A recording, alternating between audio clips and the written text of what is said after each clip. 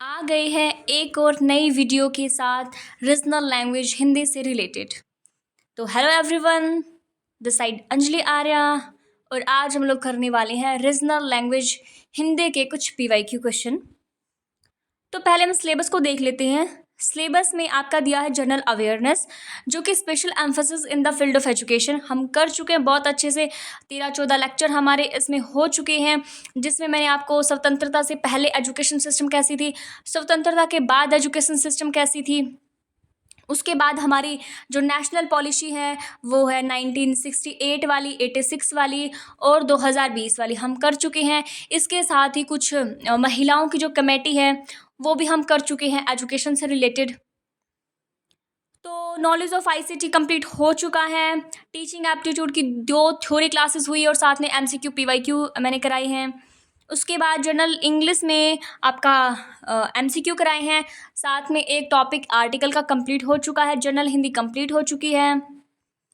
अब यह है हॉस्टल वार्डन का सिलेबस, जिसमें रीजनल लैंग्वेज सिलेबस दिया गया है। तो मैं आपको बता देती हूँ, जनरल हिंदी बिल्कुल सेम सिलेबस जो है रीजनल लैंग्वेज का है, बिल्कुल सेम जो हमारी जनरल हिंदी में है वही रीजनल लैंग्वेज का सिलेबस दिया गया है। तो वो वाला हम नहीं करने वाले हैं, हम कुछ एडवांस करने वाले हैं, जिससे आपका एक भी क्वेश्चन ना छूटे एग्जाम में, क्योंकि पोस्टिंग भी आपके रीजनल लैंग्वेज में जितने मार्क्स आएंगे उसके अकॉर्डिंग रहने वाली है।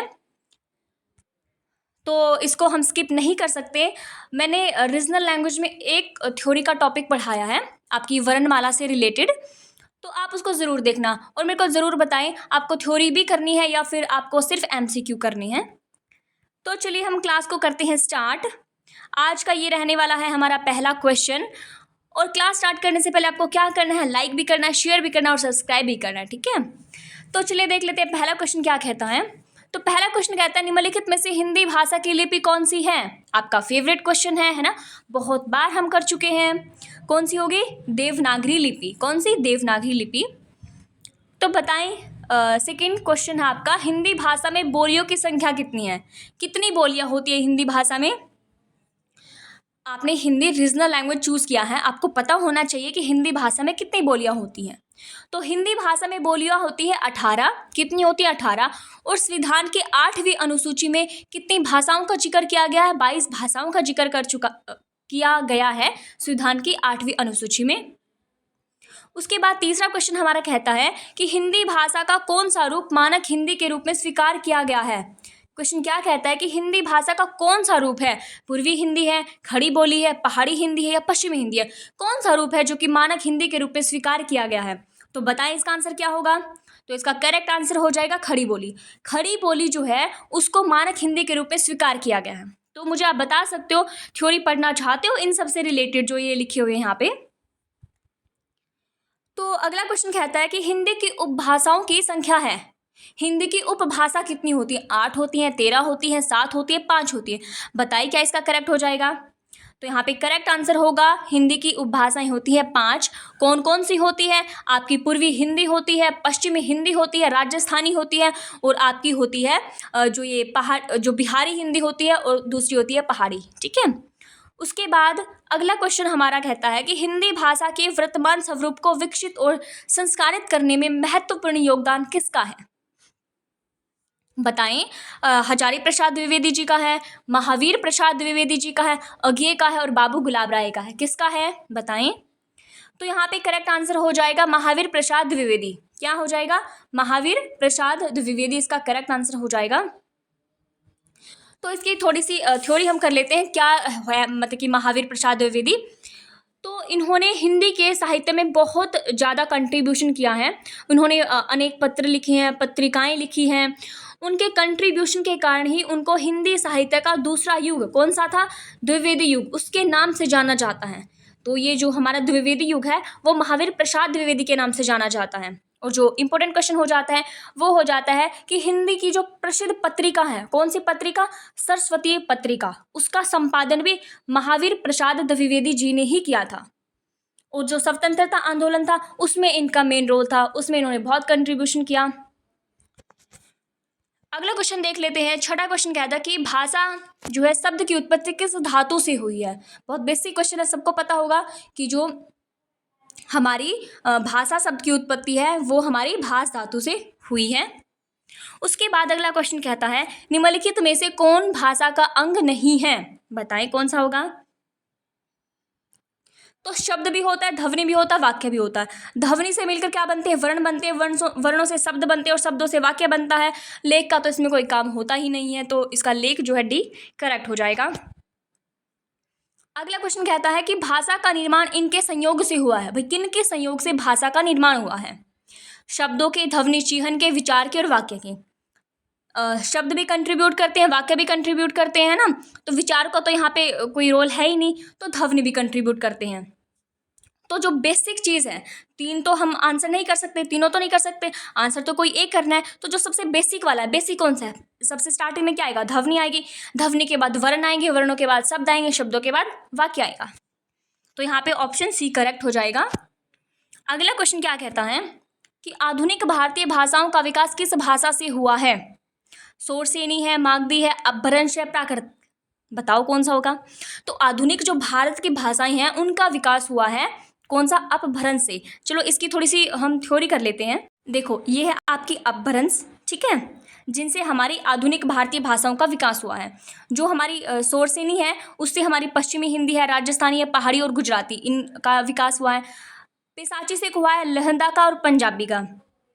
ब्राचर से हुआ है सिंधी का, और महाराष्ट्र से हुआ है मराठी का। मागधी से हुआ है बिहारी है, बांग्ला है, उड़िया है और असमिया है। और अर्ध मागधी से हुआ पूर्वी हिंदी का विकास। तो यहाँ पे जो सबसे इंपॉर्टेंट है वो है आपकी शोरसेनी और आपकी महाराष्ट्री और आपकी मागधी, ये इंपॉर्टेंट हो जाते हैं थोड़े से। तो चलिए क्वेश्चन पे चलते हैं दोबारा। अगला क्वेश्चन कहता है कि देवनागरी लिपि का विकास किस लिपि से हुआ है। हम पढ़ चुके हैं इन क्वेश्चनों को, तो बताएं देवनागरी लिपि का विकास किस लिपि से हुआ है। तो यहाँ पे ब्राह्मी जो लिपि होती है, ब्राह्मी देवनागरी लिपि का विकास किससे हुआ है, ब्राह्मी लिपि से देवनागरी लिपि का विकास हुआ है। कैसे लिखा जाता है देवनागरी लिपि में, बाएं से दाएं की तरफ लिखा जाता है। कैसे, इधर से इधर लिखा जाता है, ये आपका बायां होता है, ये आपका दायां होता है, ऐसे लिखा जाता है। और जो खरोष्टी लिपि है उसमें कैसे लिखा जाता है, उसमें दाएं से बाएं लिखा जाता है।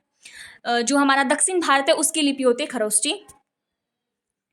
उसके बाद कहते हैं कि मानक हिंदी में पश्चिमी हिंदी की किन ध्वनियों का लोप हो गया है।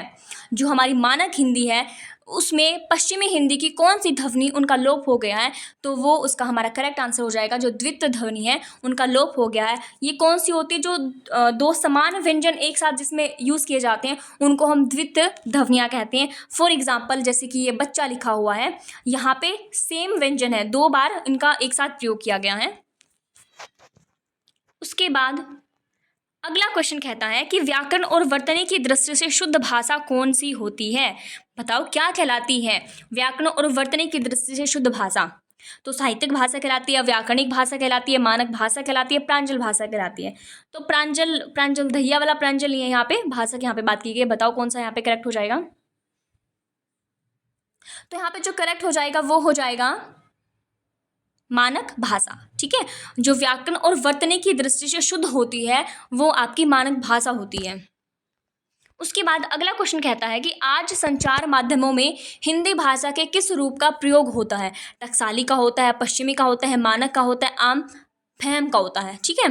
तो यहाँ पे जो है संचार के माध्यमों में आप सभी को पता है हिंदी भाषा के रूप में जो मानक भाषा है उसका प्रयोग किया जाता है। तो जो हमारी ढ है उसका उच्चारण स्थान क्या होता है, कराया था मैंने आपको थ्योरी की क्लास में, वर्णमाला से रिलेटेड क्वेश्चन मैंने कहा था कि आएंगे एग्जाम में। तो बताओ इसका करेक्ट आंसर क्या हो जाएगा। नासिका है, कंठोष्ठीय है, मूर्धन्य है या कंठतालव्य है, बताओ क्या होगा इसका। ठ का उच्चारण स्थान बताओ। यहाँ पे जो करेक्ट आंसर हो जाएगा वो हो जाएगा मूर्धन्य, ठीक है। अब एक बार देख लेते हैं, ये है आपके स्पर्श व्यंजन। कौन से होते हैं स्पर्श व्यंजन, जिनका उच्चारण आपके कंठ है या तालु है या मुर्दा है या दांत, मूर्धन्य है या फिर दांत है या फिर होस्ट है, इनके स्पर्श करने से जब उच्चारण होता है तो उसको हम स्पर्श व्यंजन कहते हैं। और स्पर्श व्यंजन कितने होते हैं हिंदी में, 25 स्पर्श व्यंजन होते हैं। कौन कौन से, कवर्ग, चवर्ग, टवर्ग, तवर्ग और पवर्ग। क्वेश्चन में क्या पूछा गया था, ये वाला ढ पूछा गया था, ठीक है। किस में आता, ट वर्ग में आता, ट ठ ढ ढण। तो इसका उच्चारण स्थान क्या होगा, मूर्धन्य इसका उच्चारण स्थान हो जाएगा। और जो हमारे क ख घ है, बोल के देखो आप क्या होगा, क ख घ, कहाँ से उच्चारण कहाँ से हो रहा है, ठीक है। तो कंठ से आवाज आ रही है ना, च वर्ग का होता है तालु से, और ट वर्ग का होता है मूर्धा से, और त वर्ग का होता है दांत से। उच्चारण करके देखो त थ ध, यहाँ पे जो आपकी जीभ है वो दांतों से टकराएगी। प वर्ग का होता है ओष्ठ से, बोल के देखो प फ भ भ में, ठीक है। तो चलिए क्वेश्चन पे चलते। क्वेश्चन अगला कहता है कि संघ की भाषा हिंदी और लिपि देवनागरी होगी, हमें पता है। यह संविधान के किस अनुच्छेद में कहा गया है? बहुत अच्छे से मैंने आपको ये कराया था, एक्सप्लेनेशन भी इसकी दी थी मैंने साथ में ही। तो बताओ संघ की भाषा और हिंदी और लिपि देवनागरी कहाँ कही गई है? जो आर्टिकल हमारा 343 है, याद कर लेना 343, उसमें कहा गया है। तो हिंदी दिवस किस तिथि को मनाया जाता है? हिंदी दिवस मनाया जाता है 14 सितंबर को, और हमारा वर्ल्ड का हिंदी दिवस कब मनाया जाता है? वो मनाया जाता है 10 जनवरी को। उसके बाद अगला क्वेश्चन कहता है हिंदी को भारत की राजभाषा के रूप में कब स्वीकार किया गया है? 14 अगस्त 1950 को, 14 सितंबर 1948 को, 14 सितंबर 1949 को, 14 नवंबर 1949 को। कौन सा करेक्ट हो जाएगा यहाँ पे? तो ऑप्शन से यहाँ पे करेक्ट हो जाएगा। उसके बाद कहते हैं कि कितने भारतीय राज्यों की राजभाषा हिंदी है? कितने की है? 10। जो भारतीय राज्य हैं उनकी राजभाषा क्या है? हिंदी है। अपभ्रंश भाषा का विकास किससे हुआ है? ब्राह्मी से हुआ है, प्राकृतिक से हुआ, संस्कृत से हुआ और लोक भाषा से हुआ है। बताओ किससे होगा? तो यहाँ पे मैं आपको थोड़ी सी नहीं, पहले आप इसका आंसर बताओ क्या होगा, बताओ क्या होगा। तो यहाँ पे अपभ्रंश भाषा का जो विकास होता है वो प्राकृतिक से होता है। तो इसकी एक्सप्लेनेशन हम लोग देख लेते हैं। देखो, हिंदी भाषा का विकास थोड़ा इंपॉर्टेंट हो जाता है आप लोगों के लिए। तो सबसे पहला कौन सी भाषा यूज की जाती थी? वैदिक भाषा यूज की जाती थी। बीसी मतलब कि ईसा पूर्व जो 500 से 1000 बीसी में कौन सी लैंग्वेज थी? वैदिक भाषा थी।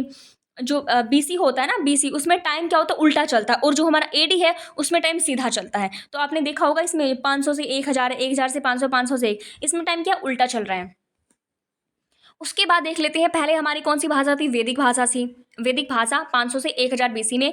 उसके बाद हमारी जो लौकिक संस्कृत भाषा आई थी जो कि 1000 से 500 बीसी में थी। पाली भाषा जो कि 500 से 1 बीसी में यूज़ की जाती थी। जो पाली भाषाएं हैं उसका आपको पता होगा, पाली जो महात्मा बुद्ध था, महात्मा बुद्ध ने अपने सारे के सारे उपदेश पाली भाषा में दिए थे, उस टाइम की बात है ये। तो उस पाली भाषा से हमारी प्राकृतिक भाषा का विकास हुआ और प्राकृतिक भाषा से अपभ्रंश भाषा का विकास हुआ है और इस अपभ्रंश भाषा से किसका? हिंदी का विकास हुआ है। ठीक है, ये टाइमिंग आप लोग देख लेना, इतनी इंपॉर्टेंट नहीं है, टाइमिंग नहीं पूछी जाती। तो याद हो गया, वैदिक से हमारी लौकिक संस्कृत, कहने का मतलब है इसको वैदिक लौकिक आप छोड़ो, आप सीधा ये याद करो पहले हमारी संस्कृत भाषा थी। ठीक है, संस्कृत से विकास हुआ पाली भाषा का जिसमें महात्मा बुद्ध के उपदेश दिए गए हैं। उस पाली भाषा से हमारी प्राकृतिक भाषा का विकास हुआ है और प्राकृतिक भाषा से अपभ्रंश भाषा का विकास हुआ है और इस अपभ्रंश भाषा से हुआ है विकास किसका? हिंदी का। और आज के टाइम में जो हिंदी यूज़ की जाती है, हिंदी से किसका विकास हुआ है? जो हिंदी से उर्दू है, प्राकृतिक है, फारसी है, संस्कृत है, हिंदी है, मिश्रित है। लेकिन इनमें से हम क्या यूज़ करते हैं हिंदी में? हिंदी जो हमारी है वो मिश्रित है। ठीक है, मिश्रित हिंदी का हम यहाँ पे यूज़ करते हैं क्योंकि हम जो हिंदी बोलते हैं उसमें हमारे उर्दू के शब्द भी होते हैं, उसमें हमारे इंग्लिश के शब्द भी होते हैं, उसमें हमारे फारसी के हैं और तत्सम तद्भव, ये सारे के सारे शब्द हम हिंदी में यूज़ करते हैं। तो हमारी जो हिंदी है वो मिश्रित हिंदी है जो कि आज के टाइम पे हम यूज़ कर रहे हैं। ठीक है, तो आज का हमारा ये लेक्चर इतना ही था। तो आप लोग मुझे सजेस्ट कर सकते हो थ्योरी पढ़नी है या फिर ऐसे ही एमसीक्यू की सीरीज़ करनी है, तो जैसा आपको ठीक लगे वो मुझे कमेंट बॉक्स में ज़रूर बताएं। Thanks for watching.